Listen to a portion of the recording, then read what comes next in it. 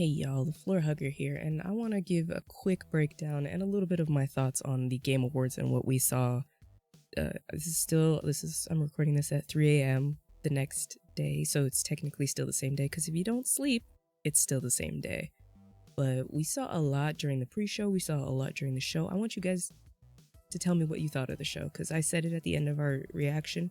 I thought it was like a mid-show, honestly. For what we saw, for how long the show was, I don't think that it was the greatest show that's ever been put on. But again, I'm just happy we have a show, because Chocolate and I covered it in Cogs and Machine. We almost lost the Game Awards. After it switched from Spike, they went to just watch Cogs and the Machine, the Game Awards edition. We almost lost the Game Awards, and I'm just glad that they're here. But let me not delay. During the pre-show, we saw Dead Cells return to Castlevania, Returnal is coming to PC, a shocker of Hellboy Web of the Weird? I don't know how to say that. It looks like the early PS1 game style, but like freshened up for modern.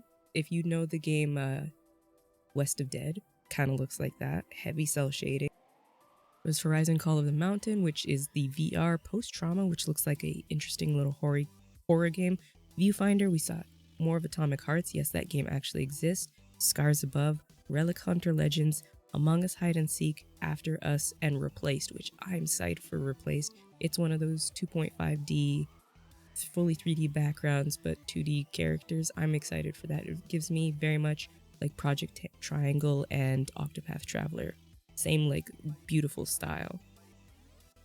During the main event, we saw a shit ton of stuff too, and I might miss something. We saw Street Fighter 6, we saw Hades 2, which I wasn't expecting to come out at all. I'm so excited for that. Hades is the only roguelike I really played last year, like the way it's supposed to be played. There's Judas, which is from Ken Levine, who was like the mastermind behind BioShock, so it looks like a mixture of BioShock and like more, you know how sometimes BioShock has a little bit of a cartoony look to it? A little more toned down, a little more realistic. We also saw Bayonetta Origins, Cereza and the Lost Demon, which I will play once I get a Switch. That is Switch exclusive. It's just taken back.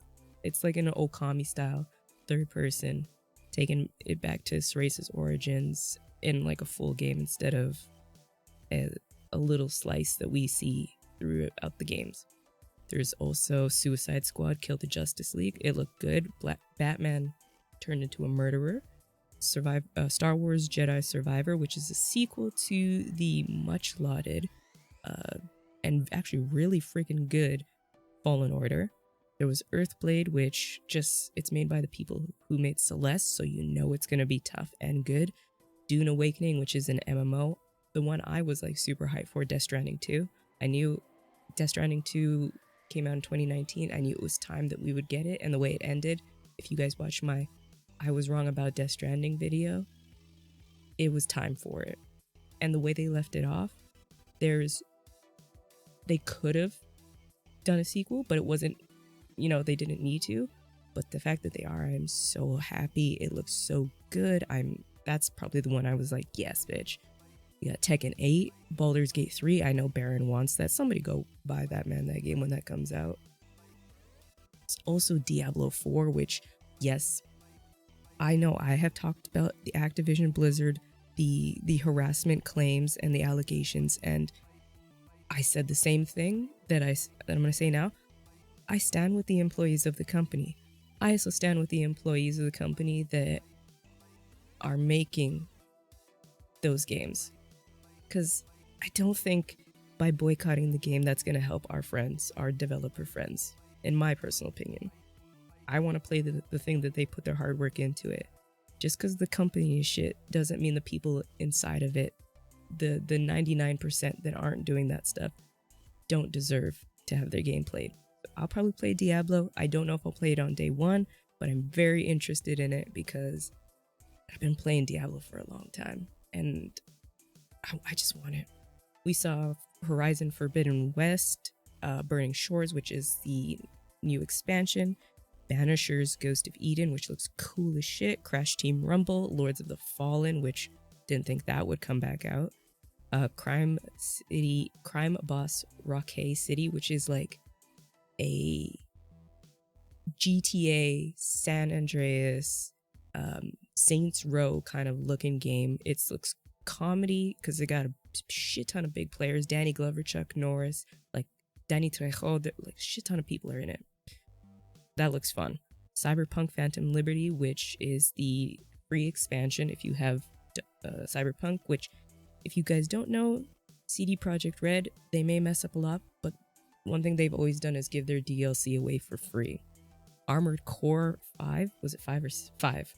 Is coming out by FromSoft, and we saw a lot of Final Fantasy 16. We also saw, these were sprinkled in throughout the show. We saw Destiny 2 Lightfall, which is the new expansion coming out in February. The Last of Us Part 1 is coming to PC. Same with Returnal, 2 Sony titles coming to PC. The prophesized Immortals of Avium Nightingale, which I'm actually hyped for because that's made by people from BioWare and here in my hometown. Hell yeah. Wayfinder Blue Code Protocol Remnant 2, Transformers, Warhammer 40k Space Marine 2, go play the original, it's really good, and Meet Your Maker. I think I probably missed a couple games. There was probably a couple games in like sizzle reels. I know Nintendo, Breath of the Wild 2, Tears of the Kingdom, and there was a couple other trailers for stuff like that. But that's pretty much it. And as I went through, I told you guys what I like. But let me know what your thoughts on the Game Awards were and like how you felt walking away from it. Because I felt that did not need to be 3.5 hours. Honestly. Like, shout out to everybody that did their thing. Shout out to Christopher Judge for winning and his amazing acceptance speech, even though we did clown him in the stream. But shout out to him. Shout out to everybody. Shout out to having Al Pacino as a presenter. Like, great show, but it was kind of mid. But let me know what you guys think. I'm TheFloorHugger. You guys know where to find me. It's the same everywhere. And I'll see you guys in the next video. Bye, guys.